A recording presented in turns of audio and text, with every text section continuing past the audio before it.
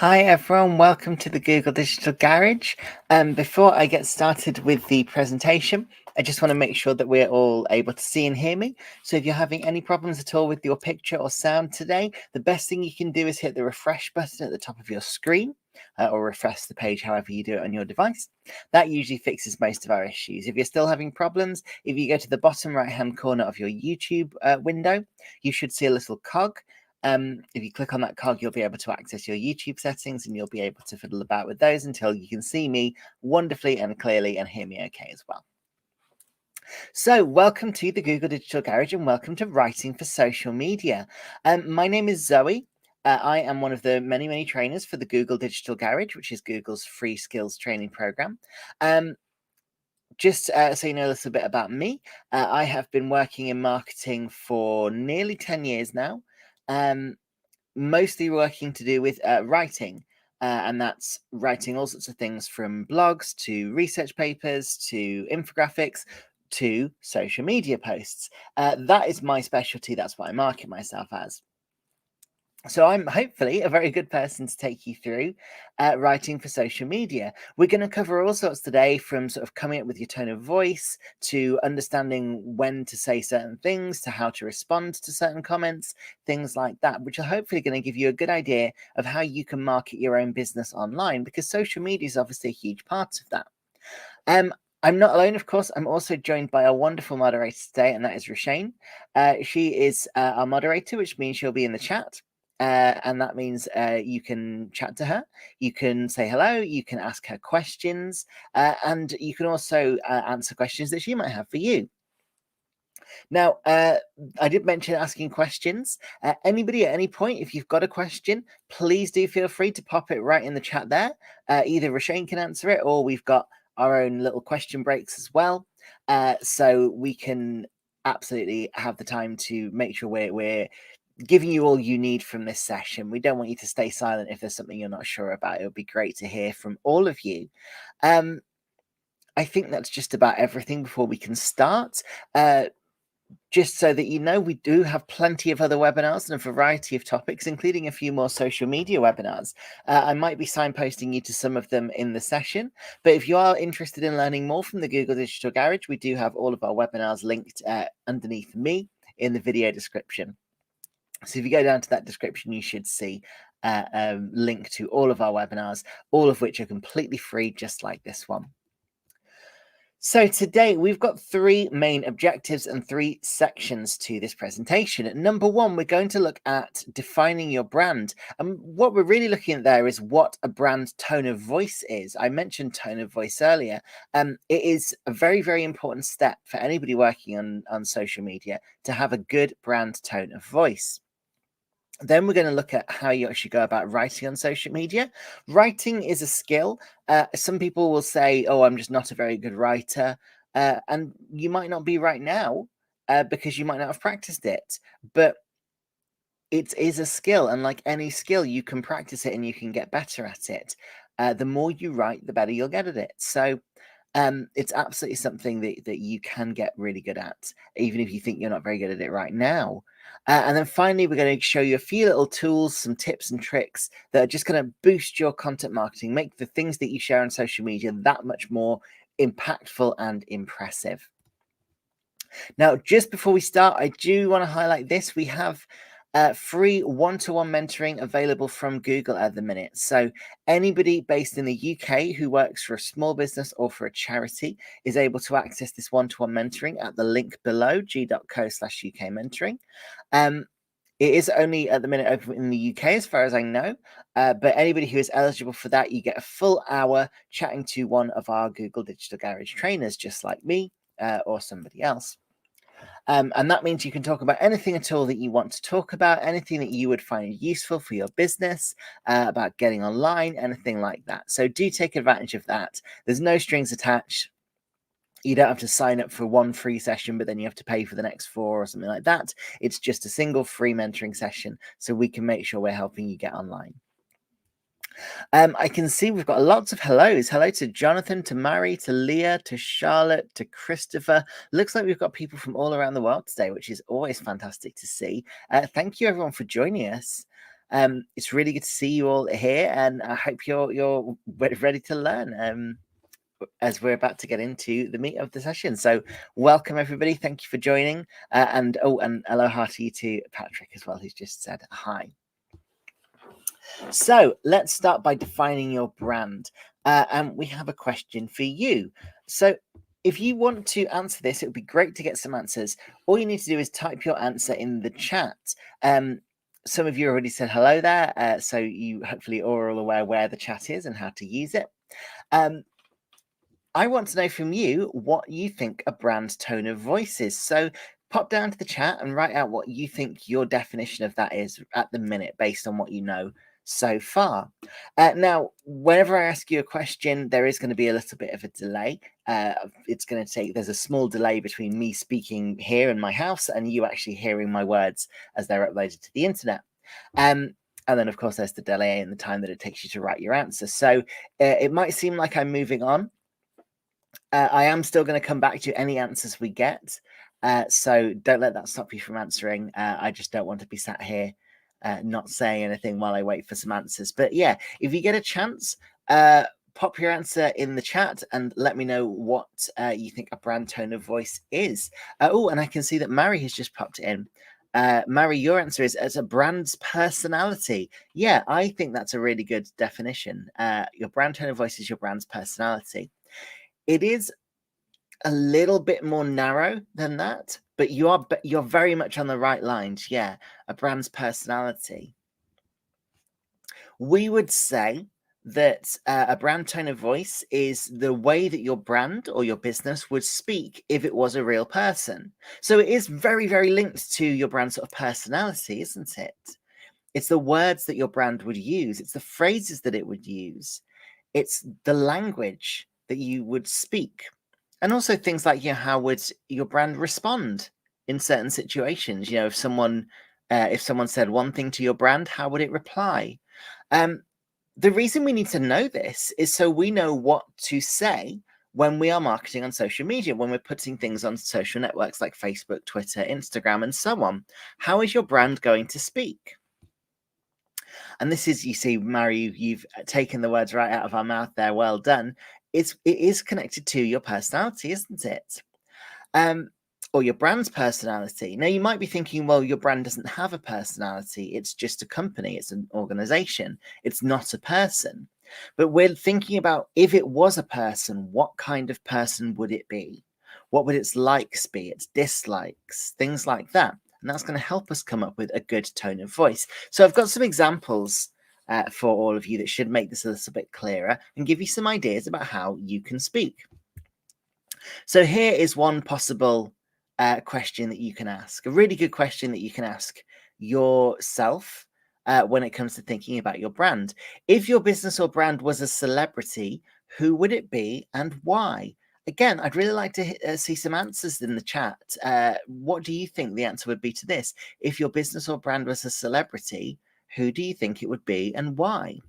So we've got some examples here of personalities that we might consider. So we've got Bill Nye. That's Bill Nye the Science Guy. A bit of an American one, actually. I don't think that that we ever. Well, certainly when I was growing up, I don't think I ever saw Bill Nye the Science Guy. But Bill Nye is a very smart person who teaches about science. But just because he's smart doesn't mean he's formal. Doesn't mean he's intimidating. He's approachable. He's goofy. So that might be a sort of a template for your business. If you're selling something that's quite complicated, but you're selling it to an audience who might be intimidated by it, well, maybe you'd want to be like Bill Nye. You'd want to be informed, yes, but also approachable and goofy. You've got George Clooney. We all know George Clooney is sophisticated. He's laid back. He's smooth. He's chilled out. He's suave is another good word. And then we've got Beyonce. Strong, empowered, alluring. I like that word. Yeah, I think these are all excellent ways of looking at celebrities and looking at brands. And the thing with them is that we can compare them and just see how different they are. So, yes, Bill Nye is informed, approachable, goofy. What about someone who does the same kind of job? What about Neil deGrasse Tyson? who is another scientist who has his own sort of TV shows and explains science to people. Now, they're both informed, sure, but Bill Nye is more goofy, more funny, more informal, whereas Neil deGrasse Tyson is more serious, more matter of fact. He's still breaking down science into bite-sized chunks, into things that someone like me who doesn't know much about science can understand, but he's doing it in a different way. So that's another good way of looking at it. If you think your business or brand is George Clooney, well, how would it be different if you were Brad Pitt instead? And if you do that, you'll start understanding a little bit more about what kind of personality you want your business to have. And that's going to help you come up with your tone of voice, which is going to help you write on social media. So we've got 4 main steps here. The celebrity exercise is really great exercise, really recommend you doing it. But if we want to professionally develop our brand tone of voice, there are 4 good steps to doing so, which are here on the screen. Brand values, use a pen portrait, how you speak, and choose your words. And we're going to look at each of one of those in turn, starting with your brand values. So, number 1 step, the first thing that you need to understand is, what does your brand or business stand for? Now, this is quite a broad thing to ask. It doesn't have to be anything too grandiose. It doesn't have to be, our business stands for protecting the environment, or our business stands for equal justice for all. If your business does sort of work towards those goals, then absolutely use those as your values. But for a lot of businesses, your values are things like our values are we have excellent customer service, or we have an authentic atmosphere, or we provide an unbiased look at the news, or something like that. These are still very important values for your business. They don't have to be world changing. But these are a really good step to think of. You might have already got a good idea of your brand's values in your head, but you might just need to solidify them and put them down in writing. It's a really good idea to think about this. So here we've got 2 examples. We've got Nico's Pizzeria and Hathaway Legal. These are 2 fake businesses. We've made them up. But these are the kind of things you might have for a business's brand values. So Nico's Pizzeria, we've got making quality pizza with fresh ingredients. We've got providing excellent customer service. And we've got fast and reliable home delivery or takeaway. Nothing out of the ordinary there. Nothing wild, nothing particularly grandiose. It's all just simple things. But we want to make sure that they are the important things to Nico's business. You'll notice we've not said anything about price here. And that's probably because Nico's Pizzeria isn't interested in being the cheapest pizza in town. It's interested in having that level of quality. And potentially, in order to get that level of quality, it needs to be a little bit more expensive. And cutting the price would mean that the pizza would be worse. Nobody wants a worse pizza, do we? So Nico has had to choose as to make that determination. What's important to Nico's business? Well, it's not being cheap. It's not being low price. It's being quality. It's having excellent customer service. It's being fast and reliable. You could think of other things for a pizzeria as well. Innovative, unique toppings, creative. Maybe it could be all about authenticity, about providing that kind of authentic Italian experience. But those aren't what's important to Nico. What's important to Nico is quality pizza, excellent customer service, and fast and reliable delivery. Hathaway Legal, we've got a very different business, but we've still got brand values. We've got dedicating the highest level of diligence to each case. We believe that our clients deserve a quick response. We only hire top lawyers who've trained at prestigious institutions. So you know that you're getting the best lawyers. You know that you're getting a quick response from all communication. You know that they're going to work as hard as it is possible to work on each of your cases. Again, this is a high quality product or service. They're not talking about, there's none of this no win, no fee. We're not talking about price. We're not being cheap. We're talking about the high levels of diligence, high talented staff, and quick responses. That's what's important to that business. So when you've worked out that for your business, you've worked out your values, the next thing to think about is your audience. And we come up with something called a pen portrait. You might have also heard this called a persona profile or something like that. But it is essentially what it says there on the screen. How would you describe a core member of your audience? What would you write down? What words would you use? How would you describe them? Now, this is important because if we create content for everybody, if we get to the point where we're saying, and I hear this quite a lot when I talk to clients, is that I'll ask them, right, who is your audience? And they'll say, well, our audience is everyone. Every single person can use our product. So our audience is everyone. Okay, maybe, but probably not, right? We usually are targeting specific audiences. And actually, if we get to the point where we're trying to create something that appeals to everybody, we end up with something that appeals to nobody. Think about if you see a really kind of mediocre blockbuster movie, one of these films that's basically fine, like it kills 2 hours of your time. You're not bored throughout it, but at the end of it, you're not going to really remember it. You're not going to think that's one of my favorite films of all time. Well, that's creating content for everyone, because a blockbuster film, usually the aim is to get seen by as many people as possible. And what you end up with, especially if you do it wrong, you end up with something that's just mediocre that nobody really cares about. And actually, quite often that leads to these big films underperforming because they've tried to create content for every single person. And that's just impossible. You're never going to be able to please everybody. So you need to think, right, instead of that, let's pick a specific audience and delve into that and create content for that audience. Something like, again, if we think about Nico's Pizzeria, you could say that, yeah, okay, everyone loves pizza. Pretty much everyone loves pizza. You've got some people who, maybe don't like tomatoes or something like that, or maybe can't eat gluten or can't eat dairy. But on the whole, everyone loves pizza. So you could say, well, our audience is everybody. But as you're going to see on the next slide, we're not going to do that because we can narrow down that audience and we can decide who specifically we're going to target. And by doing that, we mean that we're ensuring that we can get a really good message, that we can create content for that specific audience. And that's going to be a lot easier to do well than creating content for everybody is. So here's our specific audiences. So Nico has gone with Simon. Simon is a young single professional in his late 20s. He works full-time in advertising and he lives in Brighton. He leads a very busy work and social life. He's got a big appetite for adventure. He's a keen athlete who enjoys playing football, but also goes to his local bar with his mates to watch televised sporting events. Does this mean that all of Nico's customers are young men? Does this mean that all of Nico's customers enjoy playing football, but also going to a bar and watching TV? Does this mean that all of Nico's customers live in Brighton? No. This is a picture of the average customer for Nico. Similarly, for Hathway Legal, we've got Sally. Sally is in her early 30s. She's single. It's her first time buying a new apartment in Leeds city centre. She works for an insurance company. She enjoys reading the newspaper and drinking a macchiato at her nearby coffee shop.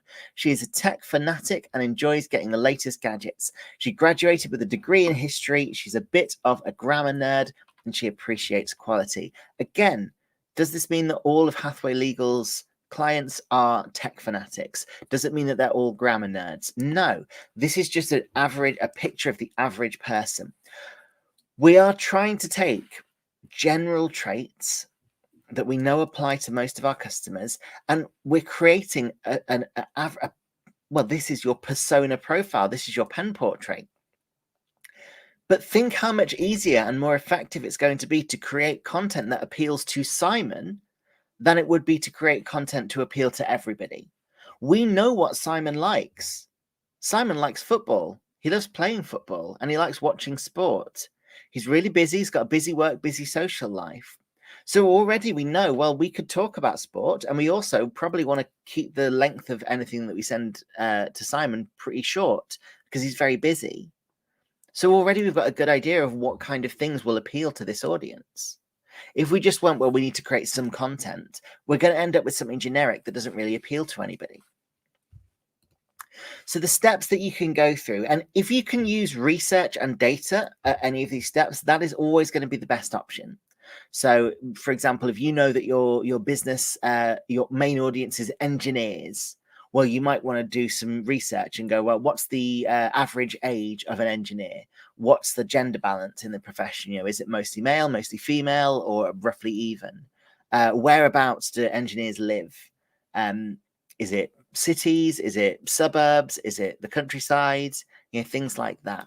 Again, average marital status, average job status. You can do a lot if you cross-reference things. So, for example, if you work out that on average, your average engineer is a 33-year-old woman. Okay, well, let's now look at 33-year-old women and see, well, on average, how many children do they have? Are they married? How much do they earn on average? Or engineers, how much do they earn on average? We can get some hard data here. We are probably going to have to make some educated guesses down the line. That's fine. That's part of the job. But where we can, hard data is going to be our friend. So think about these things: gender, name, age, where do they live? That's your first step, your very basics. Then we can get some more demographics. Again, are they married? Do they have kids? How much do they earn? Then we can move on to things like hobbies and interests. Again, we can get some data here, or we can just try and work it out, try and guess. We can get to what's their job title. This is especially important if we're marketing to other businesses. What's the kind of job title that we're looking to market towards? Who controls the budget in that company? Who makes the decisions? What industry do they work in? And then, of course, we want to think about what they feel, what they value. What are their talents? What are they good at? What are their ambitions? What are their politics? All of this is going to help us understand what kind of thing would appeal to them when we write content to go on social media. So then we can start looking at your own personality. Now, we first talked about this about 15 minutes ago. We're going back now to the personality, but you see, we've got to put the work in beforehand to understand what personality is going to resonate best with our target audience. And this is how you speak. So, for example, again, we can choose 3 words, 3 adjectives. That's a really good exercise for this. What 3 adjectives mark your business out? What makes your business unique? How would you describe your business in 3 adjectives? So for Nico's Pizzeria, those 3 adjectives are charm, authenticity, and family. For Hathaway Legal, it's powerful, efficient, and experienced. In both of those cases, we're getting a good idea of this is their personality summed up in a really quick statement. And again, we can probably tell. Think about the different ways that these 2 businesses would say something simple like hello. If you were to meet Nico's Pizzeria, or the personification of Nico's Pizzeria, how would they say hello to you? So in my mind, they wave and they go, hi, ciao, welcome to the pizzeria, something like that, because they're charming and they're authentic. With Hathaway Legal, I would expect a professional handshake. I'd say, hello, great to see you. Thank you for coming. That kind of thing. That's how I would imagine being greeted. So you can see that just with 3 adjectives for each of those, we've got completely different personalities and completely different ways that they would speak. And then you want to go a little bit more granular, only a little bit, and create some guidelines for words that you will and won't use. And really what we're looking for is words that you do not use ever, words that are just not in your vocabulary. You're looking for words that you can use, that are okay to use, and words that you absolutely should use as much as possible. Those are the 3 categories you're looking for. So for Nico's Pizzeria, you can see we've crossed off some words that we absolutely will not use. We won't say customer. We won't say eat. We won't say hi. We won't say restaurant. Those are banned from our vocabulary. We can say ciao, hello, patron, and enjoy. Those are some good words that Nico's Pizzeria is happy to use that maybe get across its personality. But we are definitely going to use fresh, we're going to use welcome, and we're going to use appetizing. Those are the terms we're going to stick to as much as possible because those are the ones that most describe the business.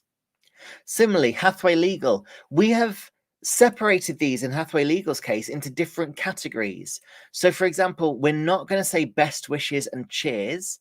We're going to say kind regards when we're saying goodbye to people in things like emails. We're not going to say fab. We're going to say either great or ideally excellent. We're not going to say thanks. We're going to say thank you. we're solidifying that personality. And this is going to help you write things on social media because you're going to have that list. And again, you want to make this a physical list. Maybe it's a spreadsheet or a document, or maybe it's a piece of paper with some words on it. But you're going to want to be able to say, right, we do not say we do not say best wishes. We do not say cheers. We do say kind regards. You're going to have that written down so you know when it comes time to write something like thank you, you are prepared because you've got that written down. You know what words you are and aren't going to use. So we have our first question break. By the looks of things, we don't have any questions.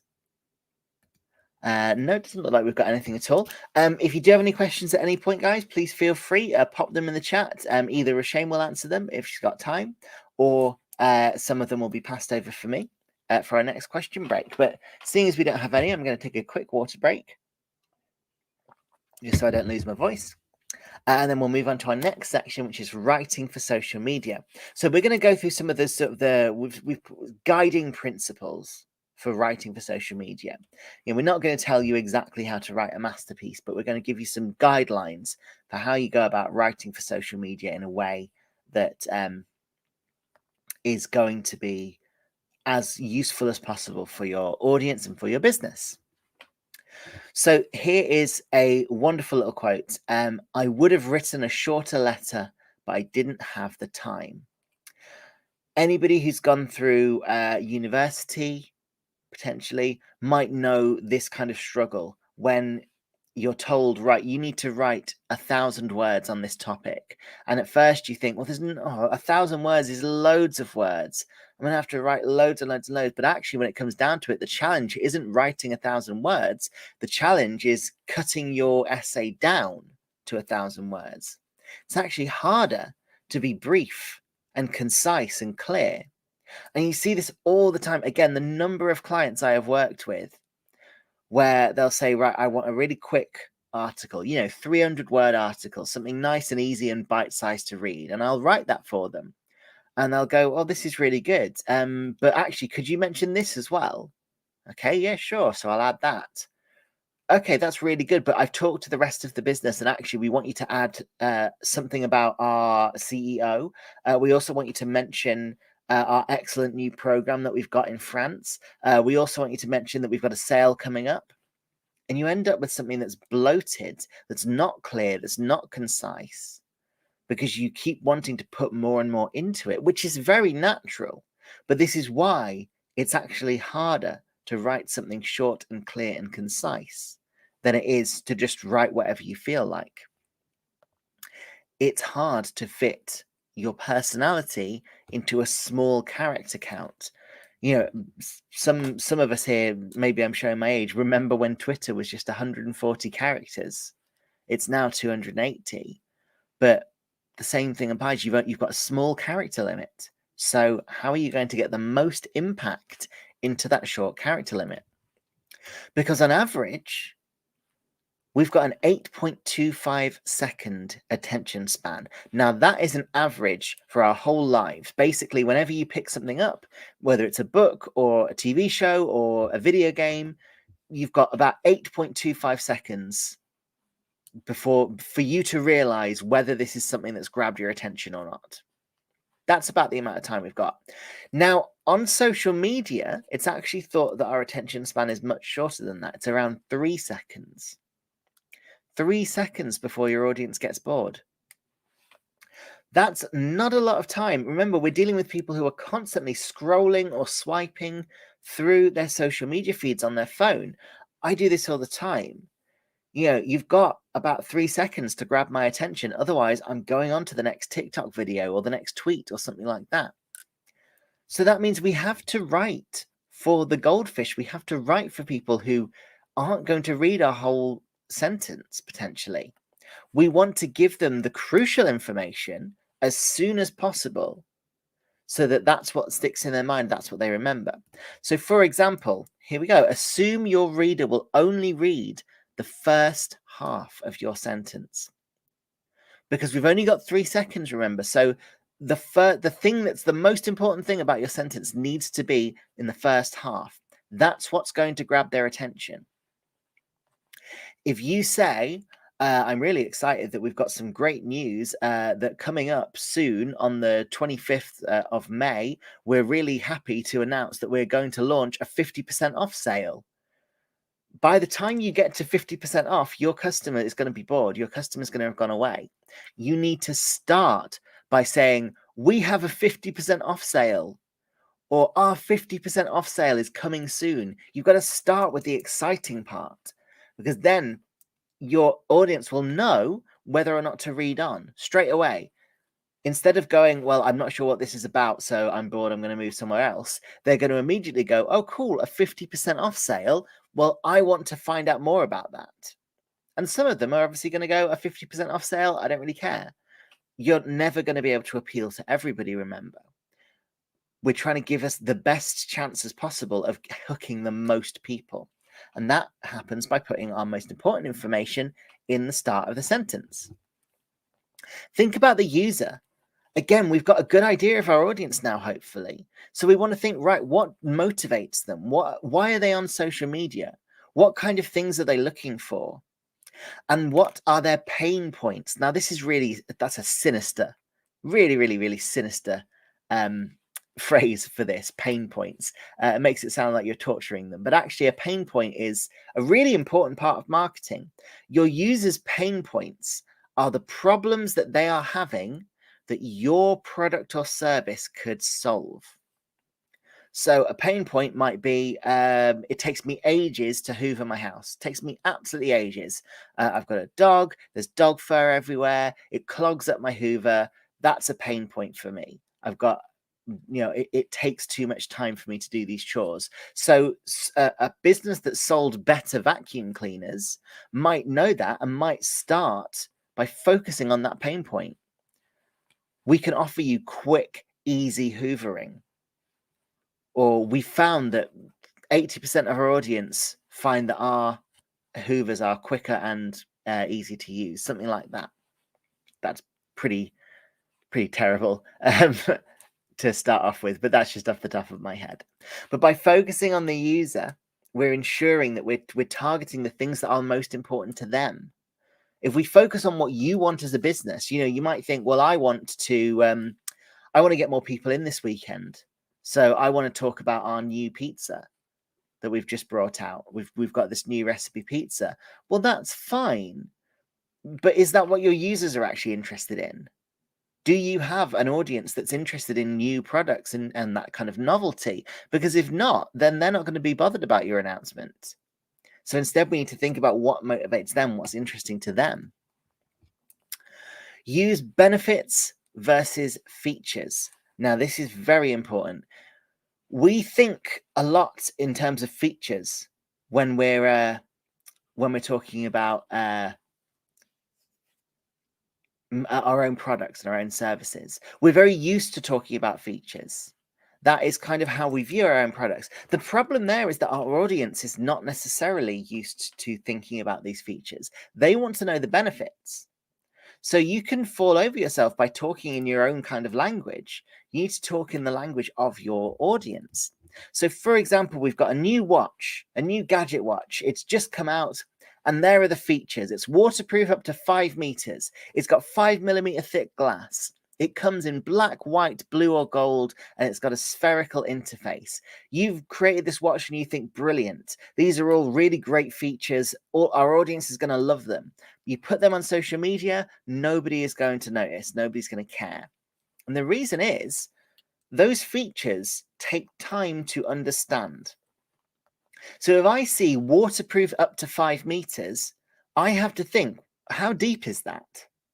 Like, I know that means that I can wash up with it on because my sink's not 5 meters deep. But like, is a swimming pool 5 meters deep? No, probably not, right? 5 meters is quite deep, so I should be fine to take it swimming. But I've had to do that calculation myself. I've had to think about that. Similarly, 5mm thick glass. Well, to me, 5mm seems really thin. That doesn't sound very good at all. But actually, that's quite thick for watch glass. That means that it's resistant to being smashed. So rather than talking about those features, let's focus on those benefits. So waterproof up to 5 meters. You can take this watch swimming. That's the benefit. So say that. Again, maybe if you want to add the details, put them in the second half of the sentence. You can take this watch swimming thanks to its waterproofed up to 5 meters, thanks to the fact that it's waterproofed up to 5 meters. This watch is smash resistant thanks to its 5mm thick glass. You can still talk about those features, but remember, we're talking about the benefits. What do those features actually mean for your audience? Even something simple, comes in black, white, blue, or gold, is a good feature. And your audience is probably going to immediately be able to see, oh, okay, that means I can choose this color to suit my personality. It's still worth saying that, because remember, people are scrolling through. They're on their phones, they're scrolling. They're maybe not going to be absorbing the actual words that come up. They're maybe not going to have even the fraction of a second to make that link between the different colors and the fact that you can choose a color to suit your personality. So you do want to make sure that you're showing those benefits straight away. And here's some examples of what that could look like all put together. Boost your CV with a free digital marketing course. Boost your CV is the number one thing. And we've got free in there as well. We actually don't need the second half of the sentence almost. I mean, you do need the second half of the sentence, but the benefit is already there. Because somebody looking to improve their CV isn't necessarily bothered how. Boost your CV with a free. All right, great. I'm already on board because I know that this will improve my CV and it won't cost me any money. So already I've either bought in because that's something I'm looking for, or it's not something I'm looking for, in which case the marketing message is going to fail no matter what. And then we've got the second part of the sentence is digital marketing course. Well, if I'm already bought in, I already want to boost my CV with, and I already know that it's free, I'm much more likely to go, okay, a digital marketing course. Yeah, okay, I could do that. Get product engineering on the same page with product roadmap software. Again, we're talking about the benefits straight away. Somebody who is looking, who might not know that they're looking for roadmap software. Maybe you've got somebody who is doing their work and they're thinking, you know what, we've always got this problem. Products and engineering are never on the same page. They scroll through, they see that sentence. The first thing they see is that benefit for them. Product and engineering are on the same page. Product roadmap software. Get a free coffee roasting kit when you try 3 bags of our roasting coffee. Again, benefit comes first, and then we've got the rest of the sentence, the rest of the point. But we're always starting with the benefit. Use clear and simple versus complicated language. That is very important. We want to be as clear and simple as possible, even if it maybe isn't the most eloquent way that we can talk. We want to be reader friendly. We want to be clear. We want our sentences to be simple as well. Nice and simple. And we want everyday words, the kind of thing that your audience is going to be using in the way that they speak. We don't want technical terms. We don't want internal language. We don't want jargon or acronyms. You know, we don't want to be talking in ways that some people can't understand because they aren't privy to what those acronyms mean. And we don't want unnecessary words. Sometimes you will have to cut your sentences down, take out unnecessary words. So how do you do that? How do you cut your copy but keep the same meaning? That is really important and really important to think about. Try and think about, adjectives.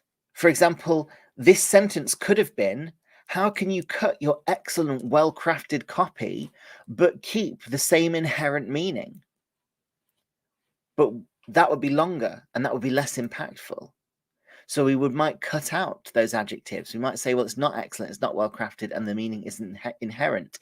The sentence still means the same thing. So we've just cut down those adjectives. That's just one way that you can do it. Now, before we move on to the last section, there is one important thing to think about. A lot of the time on social media, you are going to be dealing with customer complaints. That's one of the ways you're going to be writing is talking about customer complaints. Sometimes you will get these. Sometimes they will be very, very relevant, very fair complaints. I went to your restaurant. It took an hour before our waiter brought us our first drinks, let alone our food. And he was rude when we said something about it. That's a fair complaint. If you had poor service, you should be able to complain. Sometimes they'll be ridiculous. I went along to your restaurant. I wanted chicken nuggets, and you told me that you didn't have any. 1 star. All right, you might be a Chinese restaurant. You don't serve chicken nuggets. That's not a fair complaint. That's a customer who's maybe a little bit misinformed. The way you handle the complaints isn't going to change. You're going to do the same exact thing. And this is how you do it. So number 1, avoid passive language. We're not going to say, we're sorry that happened to you. Ideally, we're going to say, we're not going to say that it's a bad thing that happened to you. We're going to say, we are sorry that we provided you a poor service. We're sorry that we weren't able to give you the dish that you were looking for. Take responsibility, because otherwise it is going to come across like, and now when I say take responsibility, I am not a lawyer. So very, very important thing to bear in mind. If somebody is saying something that you have done that is potentially legally actionable, that's when you need to speak to a lawyer about the kind of thing that you need to say. If someone says, I went to your restaurant and I got food poisoning from your food, don't take my advice here. That's when you need to talk to a lawyer, because you could potentially have caused that person harm and they might sue you. But for most things, when it's the case that they've had a bad service or their product's broken or something like that, you want to take responsibility for that so that you're not coming across as trying to avoid taking responsibility. How can you fix the problem? We want to acknowledge the problem and see if you can find a solution. That's going to make it so much better. So we're really sorry that you had this poor experience. How can we fix it? Well, maybe we can offer you a discount on your next meal. Maybe we can, for example, someone saying, I went to your restaurant and you didn't have chicken nuggets. I was furious. Okay, what else do you have on your menu that is very similar? So we're really sorry you came along and you weren't able to have a food that you love. We don't have chicken nuggets on our menu, but we do have a really nice chicken piccata, which we think you might really enjoy. We'd love to give you 10% off it if you come to our restaurant and give it a try. Something like that. You're focusing on solutions. You're not focusing, the blame part of it doesn't really matter. No one's really looking for you to go, oh, well, it was, I guess that was our fault, or actually that was our supplier's fault, or something like that. The important thing is, can you fix this problem? Your customer has an issue, you want to fix it. Remember that you can be jokey and a lot of times, but if someone's got a complaint, especially if they have spent money, they're probably not going to want a joke. So you might want to joke about, you might want to be lighthearted with it, but if it's a customer complaint, my advice would be take it seriously. Again, you never do know. Sometimes these things are legally actionable. Again, the smart thing to do is to talk to a lawyer, or at least be aware of that kind of thing. But you don't want to make light of it. You don't want to make it seem like you're not taking their complaint seriously. And give them a name, or ideally a way that they can contact you. Now, the reason we're doing all of this isn't for the person who made the complaint in the first place. That's fine. It's great if we can get them back on board. It's great if they had a bad experience and we're able to get them back to being a happy customer. That is a win. But that's not why we're doing this, really. Really, it's for everybody else who can see that review. Because sometimes, in fact, often, if you see a bad review without a response or with a poor response, you're going to take that review seriously. But if you see a bad review and the business has responded really well and made it clear that they really do care about the issue and about making it right, well, even though it's a bad review, you're going to feel like you can safely use this business. And if you have a problem, it's going to be taken seriously and fixed. If you're really snarky, if you go, oh, you wanted chicken nuggets? I'm sorry to inform you, this is a Chinese restaurant. You might want to try McDonald's down the road. All you're telling your audience is that if they have a problem with your business, you're going to be snarky to them and you're not going to take them seriously. No customer wants that. Because you don't know whether you're going to enjoy the service. You don't know whether you're going to have a good experience. It might be that you go along and somebody is rude to you, or you don't get served for an hour, or the product that you're given breaks straight away. And that will cause a problem. You want to know that you're going to take that seriously. So you always must be polite. Don't start an argument. Nobody wants to see an argument on social media. Just be polite, take responsibility, and focus on solving the problem. Give them a name that they can then contact and talk to. So here's an example. Customer comes along and they have this complaint. Look, I ordered a mobile from your company last week, but when it arrived, it was badly damaged. When I called to complain, I was rudely told you don't accept returns and that I need to contact the delivery company for compensation. Is this really how you treat loyal customers? I will never buy from you again. Hopeless. This is a bad situation, right? This customer has come along, they've had a bad experience. And when they tried to get that problem fixed, they were faced with somebody shirking responsibility. Again, it probably was the delivery company that caused the damage, but the customer doesn't care about that. They're not going to be impressed by you going, actually, it wasn't our fault, it was the delivery company. It's just going to feel like they're trying to fob you off. So don't do that. Instead, you do want to take responsibility and see what you can do. So here is a possible response. Hi to customer, using their name, ideally, if possible. Our sincere apologies for the inconvenience caused and the poor customer service you received. It fell below our usually high standards. That's a bit passive for me, but I'll let it slide. I think that's fine.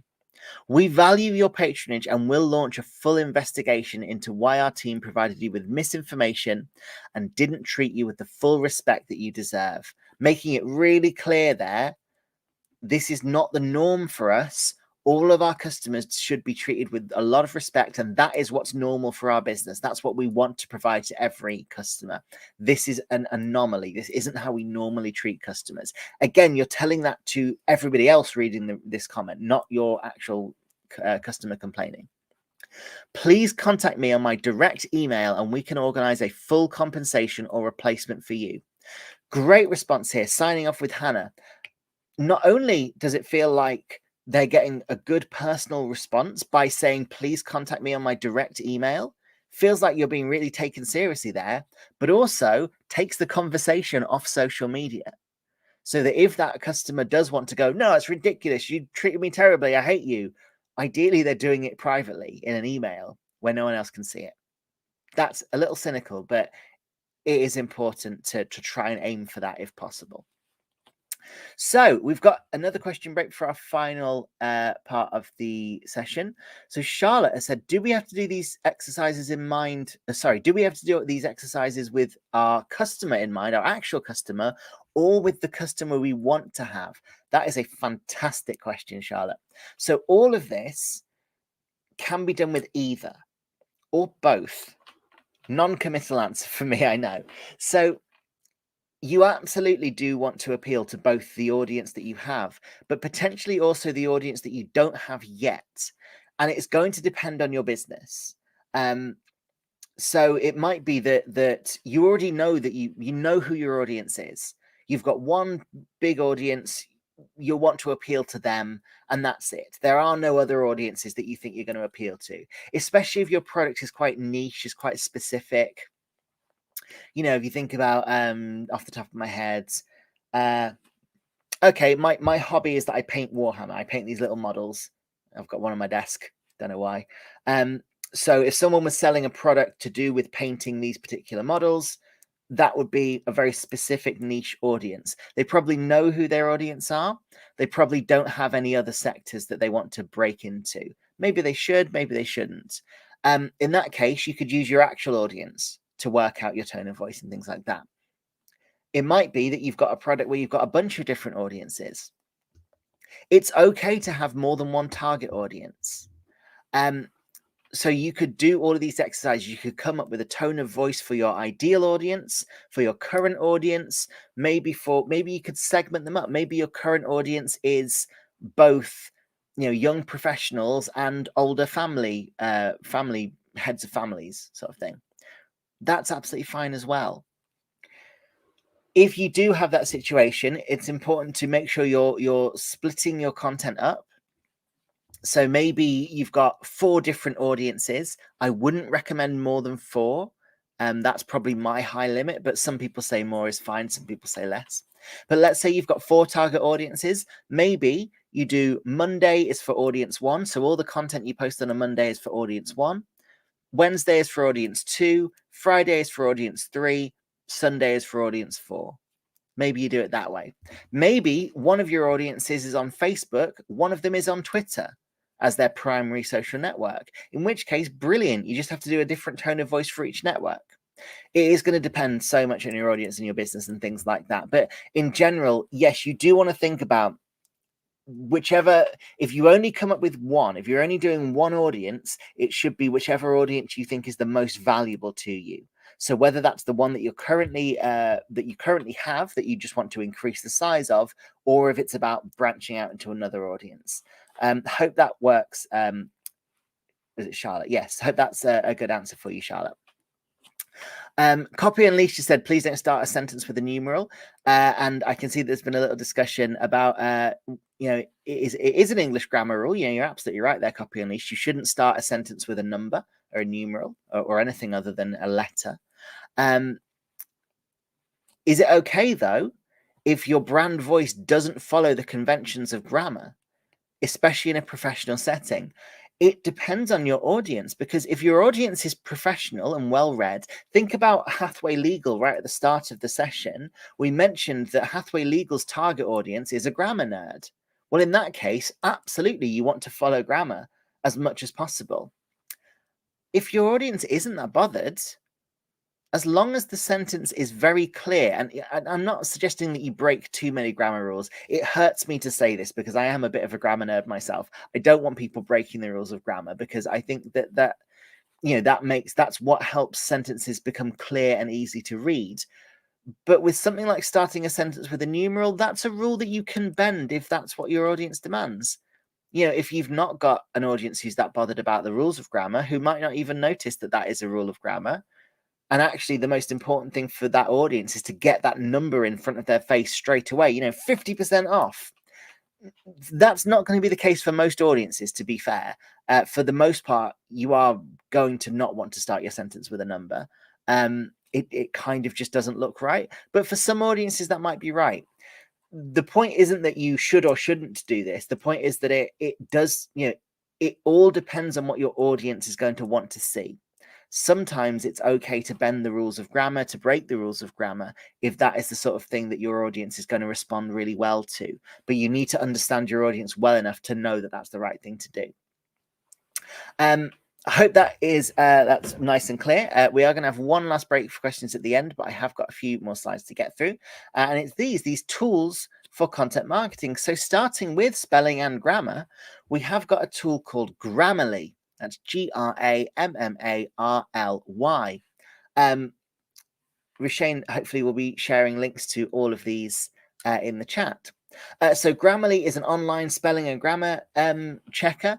Really, really useful, really good tool for these kind of things. In general, again, for the most part, you are going to want to have absolutely perfect spelling and grammar, especially spelling, because if your spelling is incorrect, there are going to be some people who aren't going to understand what you say. But the same does apply for grammar. The way that we structure our sentences does determine how legible they are, how readable they are. So you are going to want to think about making sure your grammar is okay. If you make any grammatical errors, you want them to be deliberate. You want them to be specifically because that's the kind of thing that responds well with your audience. But Grammarly is a great tool.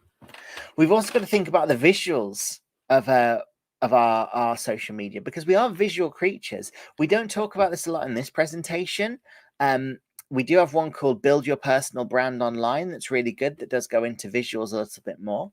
But the basics of them is you are going to want to take good photographs, and you're going to want to make them as engaging as you can. So there are apps like VSCO that's VSCO Cam, which is a photo editing app. It's really easy to use. It's completely free. Even things like Instagram filters, they are quick and easy ways of editing photos. I have a couple of side hustles. One of mine I take a lot of photographs for, and usually I just put a filter on them in Instagram, tweak things like the contrast, and I put like a vignette in there or something like that so that it looks a bit like darker and edgier. And that's all I need to do. But doing that, rather than just posting the photograph as is, tends to make things look a little bit more professional. You can use templates as well. And one place you can get templates is a graphic design app called Canva. That's Canva. I can't recommend Canva enough. Canva is a fantastic tool. If you can afford a professional graphic designer, Canva's nowhere near as good as a professional would be. A really good graphic designer is going to do a fantastic job, way better than anything you could do. However, Canva is a fantastic way of getting around that.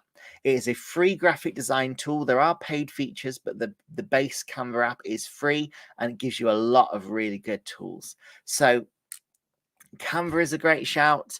ViscoCam is a great shout. These are ways of making sure that your photos are as engaging as possible. And at the end of the day, probably the simplest way of creating really great visual content is to use a smartphone and a selfie stick. That might seem too simple, but actually it's getting that good angle on your photos, shooting them from far enough away so you're not too close to the camera, so all of your details are obscured. We want to be nice and far away so you can see all of me. We want a good angle. Most people like taking it a slight upwards angle, but it depends on you and your business. And you know what? Your smartphone has probably got a really good camera. Our cameras are getting more and more advanced all the time. It's probably, again, not quite as good as a full sort of DSLR fancy camera, but it's good enough that most people wouldn't be able to tell the difference. So you can get started just with those two tools, and they are very valuable tools for any kind of online marketing. So that is it. That's all of the session. So do we have any more questions coming through? Doesn't look like we have any questions right now. I can see that Charlotte said thank you for the reply. You're very welcome, Charlotte. I'm glad it was helpful. I'm going to start signing off. We do still have time for more questions. So if anyone has got any that they want to ask, then please do send them through. And if they come through in time, I will absolutely answer them. So if there's anything I've not mentioned today that you'd like to learn about, then do please ask them in the chat. But in the meantime, we can start thinking about what our next steps are. Well, first of all, we have got tons of other sessions available. I mentioned Build Your Personal Brand Online as a session that might be a good combination with this. So I would recommend Build Your Personal Brand Online. I think that's a really great session once you've gone to this session and vice versa. But we have got tons of other webinars just like this one, completely free and hour-long webinars that are accessible to anybody. I can see that we have got some questions coming through quite quickly. Chris said, right, I gave a practical example that falls into our core activities. You are a 3PL company, packing and delivery. And one time we were given an order to deliver, but the items were poorly packed and we refused to pick it up until it's properly packed. Yeah, so you will find that it's very similar to the example that we gave with the customer complaint. So you'd want to respond in a very similar way in that case. Oh, I see there's more to this. The packaging process was delayed. The end user cancelled the order upon delivery and rushed to our Facebook page and accused us of late delivery and incompetence. We didn't want to explain what happened on the chat, but it looked like we indeed failed to deliver on time. Yeah, you might not want to explain the full thing. It is generally it's always okay to say, okay, this wasn't normal for us. Every so often we hit into a very rare snag with this one. We had a very rare delay with this one. We're really sorry this has happened. Again, how can you fix it? You know that they cancelled the order, but you might want to say, look, we know that we've let you down here. We know that we would, usually we would have got this to you already. Unfortunately, due to circumstances beyond our control, that's not been possible this time. We're really sorry about that. We'd like to offer you the same order, but 20% off or something like that. We'd like to offer you a discount to make up for our lateness. Again, it depends on your business whether that's going to be the right thing to do, but that might be a good option for you. Let me see if I've got any more questions. No, just compliments, which is really lovely. I'm glad that thank you very much for saying that I'm amazing at presenting, Mary. You're all very welcome. I'm glad that this has been useful. Fabulous. So last couple of things before I sign off. In that case, we do still have that free one-to-one mentoring. I say still, like it will have finished by the time we've done this session, but we do have our one-to-one mentoring. That's available at g.co/UK mentoring. If anybody working for a small business or charity in the UK, really worth doing. It's a fantastic little service. Again, you get a full hour to talk about anything you like. We can help you set up with things like Google Analytics or Google Search Console. We could help you set up with Facebook ads. Anything like that, we are able to help you out with. So it's always worth giving it a go because it's only an hour and it's completely free. And that is it from me. So thank you, everybody. Thank you for all of your comments, all of your questions. That's been really useful, really helpful to help me make sure that the session is relevant to you lot. We do have a feedback form there, goo.gul/digital garage feedback. If anyone wants to let us know how we did today, that's really, really helpful for us. Rishane's put all of these links in the chat, which is fantastic. Thank you so much, Rishane. Yeah, big thank you to you guys. Big thank you to Rishane as well. He's been a fantastic moderator. It's been wonderful delivering this session, and I hope that you've all enjoyed it. I am going to love you and leave you now. So goodbye, everyone. Thank you so much for joining us. And hopefully I'll see you again on another Google Digital Garage webinar. Bye-bye.